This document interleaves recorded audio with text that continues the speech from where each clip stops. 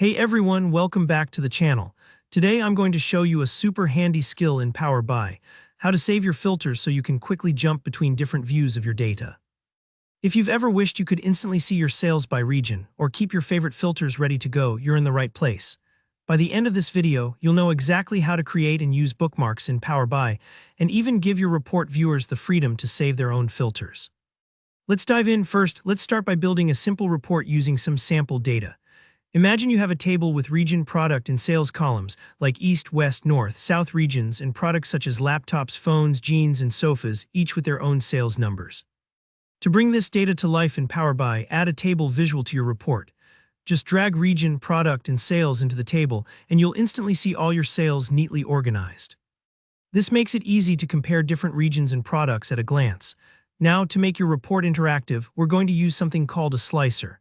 Think of a slicer as a filter switch you give your viewers. It lets anyone zero in on just the information that matters to them. So add a slicer to your report and set it for the region field. For example, if you select East in the slicer, your table will instantly update to show only East region sales. It's a simple step, but this kind of filter is what transforms a static report into a dynamic analysis tool. Let's take it further. We want to save those filters so you can quickly toggle between your favorite views. This is where bookmarks come in. Go up to the View tab and find the Bookmarks pane. With this open, apply a filter, say select East in your slicer so you're just seeing East region sales. Then click Add Bookmark and rename it to something easy to remember like East Filter. Now change the filter to West, add another bookmark and call it West Filter. What you've done here is save the current state of your report including the filter settings so you can switch between them instantly with just one click. It's a real-time saver, especially if you regularly need to check sales for different regions or products. But what if you're sharing this report with others and you want them to have the same flexibility? If you publish your report to the Power BI service online, it gets even better.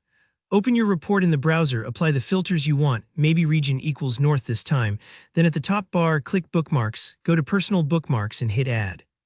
Here you can give your bookmark a name and even set it as your default view, so every time you open the report it shows just your preferred region.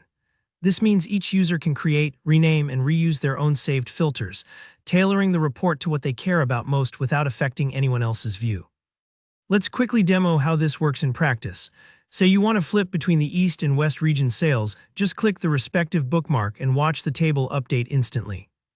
When you publish your report, show your users how they can save and switch between personal bookmarks, too.